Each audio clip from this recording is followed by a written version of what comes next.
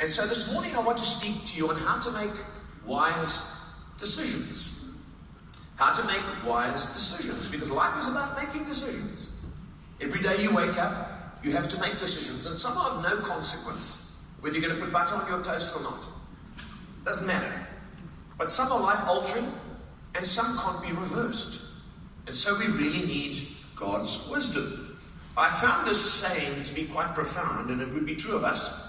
It says this: it may be true that there are two sides to every question, but it is also true that there are two sides to a sheet of flypaper, and it makes a big difference to the fly which side he chooses. In fact, Stephen Covey explains it like this, and I think it's something we need to take cognizance of about decisions. Stephen Covey says, I'm not a product of my circumstances, I'm a product of my decisions. You see, you can end up on the wrong side of flypaper, and then you want to blame the flypaper. You blame the country, blame your family, blame your spouse. No, you made a decision. We make decisions who we're going to marry. So, if I'd known, well, did you make a wise decision? If you didn't, sometimes you have to live with the consequences. Did you buy a car that you now realize, so they'll only give me half back for it? You better pause and now to make wise decisions. Because there's demonic wisdom, which is from the pit. There's human wisdom, which only sees on this plane. And then there's divine wisdom, which looks at everything from the beginning to the end and sees from the heavenly perspective. I want divine wisdom. Amen. Human wisdom is inadequate.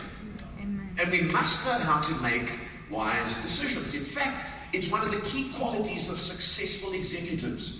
A lot of executives go and study, they get MBAs, they do all sorts of things, but then they can't make good decisions. Your MBA will not help you if you're not good at decision making. John Maxwell put it like this. He said, inability to make decisions is one of the principal reasons executives fail.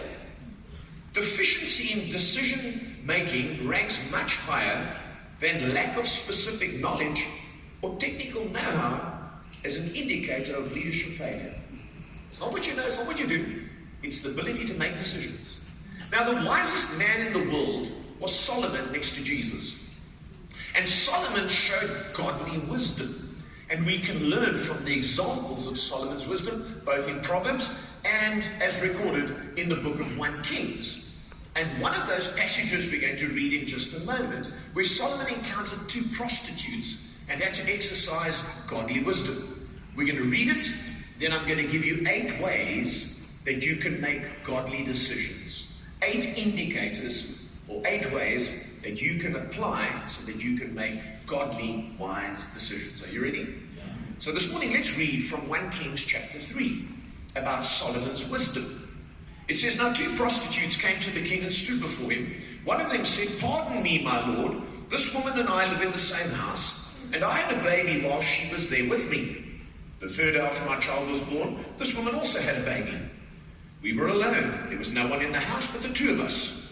Customers were slow that night. During the night, this woman's son died because she lay on him. So she got up in the middle of the night and took my son from my